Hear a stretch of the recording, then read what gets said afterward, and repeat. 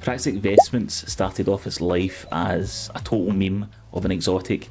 It wasn't very good when it came in Renegades, but the changes that have happened in Monument of Triumph, this exotic has went from meme to S tier. It has given me the most fun gameplay loop I've had on a Titan in a long time. And today I'm going to show you exactly how to build this class out so that you two can have one hell of a time. Let's get into it. So Praxic Vestments allows us to fly through the air with the use of that jetpack fuel meter you can see on the left hand side. Now this charges up through weapon kills and arc powered melee final blows as well. Once we activate it on release, it will do a forceful blast of exhausting arc energy, and then we'll fly through the air. When we collide with someone, it will unleash a blinding blast of energy and we gain a temporary bonus to our melee stat. Now the first blast is not tied to the melee stat, but the collision is, so we can build this up by having 200 melee stat, and we can use all the benefits that we can get to melee to also bump that damage up. So if you quickly just tap the button to activate it, you'll do a small flight like that. You won't go very far, but you don't see the charge up either, so that means that the exhaustive blast that happens upon launch will not occur. But if we hold it in, what you'll see happen is we get the first burst and then we fly longer. I'll just show that here. So hold it in, big charge up, and we fly much longer, but you need to hold it in or double press, however you've got your keybind set up, but tap it to fly a short while or hold it in, double tap to fly longer and unleash that exhaustive blast at the start. Now one of the changes they added in Monument of Triumph is that Knockout now counts as an arc powered melee final blow, which greatly increases the uptime of our flight or Praxic lift. Now you'll see here that with the jetpack fuel meter, it recharges fully on 2 arc powered melee kills, so that's 2 knockout punches and we get a full meter back, as you can see here.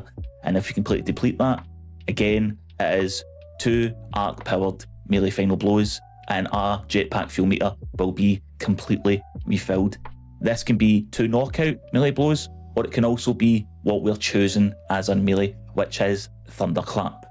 Another change they brought in with Monument of Triumph was they buffed the damage by 500%. So our base Praxic lift collision now does 1558 damage, which is not bad.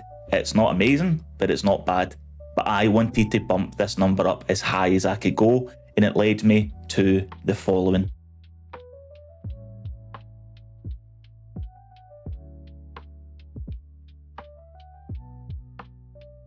So that was 15,826 damage, but how did I get there? Well, let's take a look at the build to see how we've managed to multiply that number by 10 times. So a super for Glacial Quake. So this recently got buffed, it does more damage at the front end. Also, because we are using Facet of Purpose, we get Frost Armor. It stacks up to ×5, but Frost Armor actually decreases 1 stack at a time now. So using this on Prismatic, we'll have Frost Armor up all the time. Class ability is completely up to yourself. Melee ability is Thunderclap. This is an arc melee. It will generate jet fuel. If we kill 2 or more enemies, it will completely replenish our jet fuel meter. Grenade, Suppressor Grenade, because we are going to use Unbreakable and we also want Unbreakable to weaken, we need to use a Suppressor Grenade to make it a Void Grenade.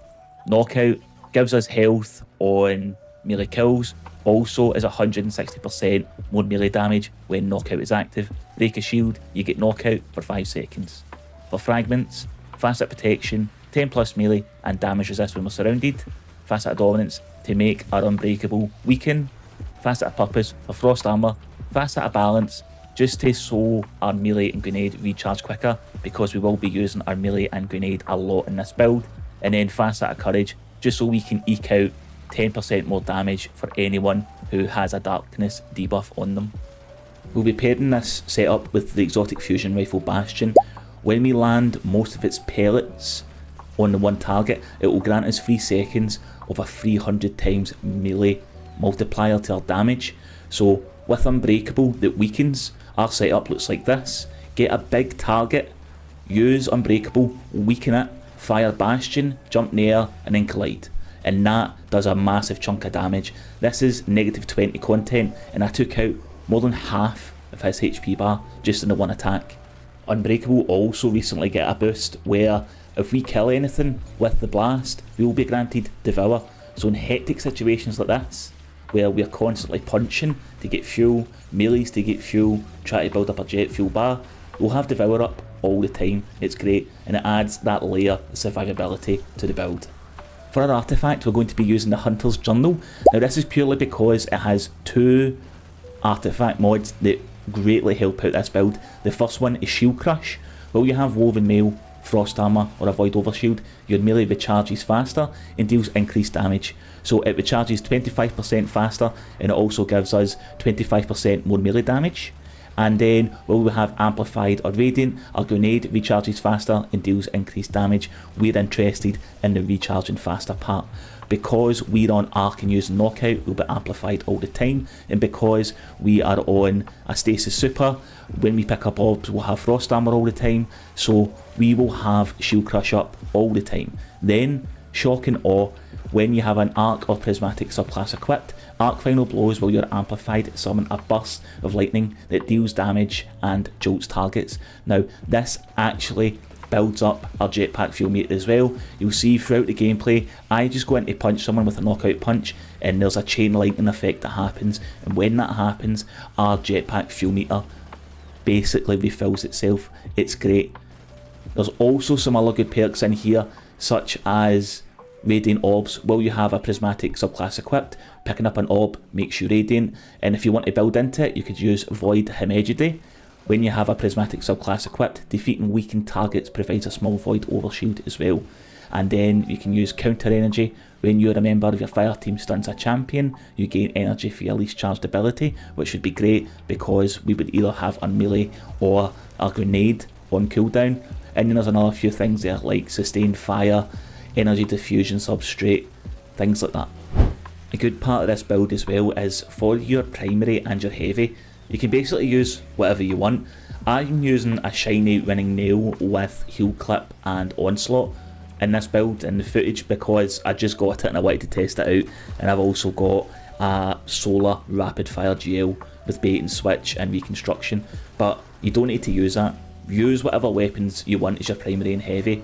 I'm probably not using the most optimal primary and heavy if I'm honest with you. There is sure to be better things you can do here, but use whatever you want, what you're comfortable with. That's the beauty of this build, you just need Bastion. For your mod setup as well, you can pretty much use what you want. The only thing I would say is get 200 melee, and I've also built into Super because Glacial Quake is really powerful and good for Anclear when, especially when it's high super stat. If you want to go for purely stats, then build into Fonts. If you want to do like an armor charge setup, then you can do that, but the mods are completely up to you. I have a Solar Siphon and a Super Fonts, then I've got 2 melee fonts, then standard resist mods, then I've got a Solar Font for damage and stacks on stacks, and then in my class item I have Time Dilation, Reaper and Powerful Attraction just to generate some orbs. In terms of armor sets, now currently I've just got the resist armor sets, so I've got 2-piece Smoke Jumper and 2-piece Therapotent, which will give me damage resist on orb pickup for 3 seconds and when I regenerate my shields. But there is a 2-piece set from Crota's End. When you have 2-piece Crota's End armor, your melee kills will explode the enemy in a Thrall explosion. I want that. I think that would be so much fun, so I'm currently trying to get that.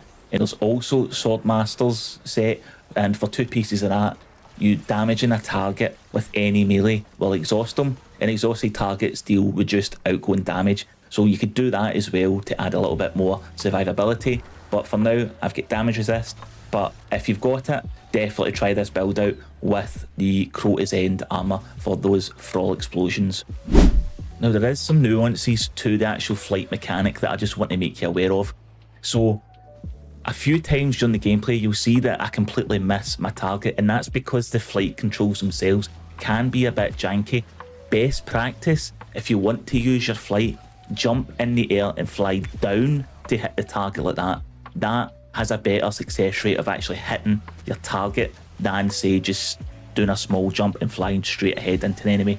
Jump in the air, fly down to make that hit. Also, when you're surrounded by ads, it's actually good to use your flight because you'll exhaust the enemies around you when you do that initial burst, when you hold it in. It's good for getting out of those sticky situations. If you're being overwhelmed, jump in the air so that you exhaust everyone around you and you can fly away. It's also a very good movability tool. If you're doing like a jumping puzzle, you've got flight, so you can use eager edge, you can use flight. You can actually eager edge into the flight so that your flight has got increased speed. It's such a fun little extension to a build, just flying about, running into folk, punching them, making everybody jolted, taking out waves of ads with just one knockout punch, then flying into the bigger, beefier targets and seeing their health bars disappear. It's such a fun build. Are you going to solo a GM with this build? Probably not, unless you're DNA the Glaive Guardian. But everywhere else in the game, it will see you just fine. And hopefully, I've convinced you to give it a shot, because it is one hell of a time. Anyway, that's all from me. Hopefully you enjoyed the video. If you did, please give it a like, as it really helps me out. And if you want to see more from me, then feel free to subscribe for more Destiny 2 content. Thanks very much for your time, I appreciate you watching, and I'll see you soon for more Destiny 2 videos. All the best, cheers.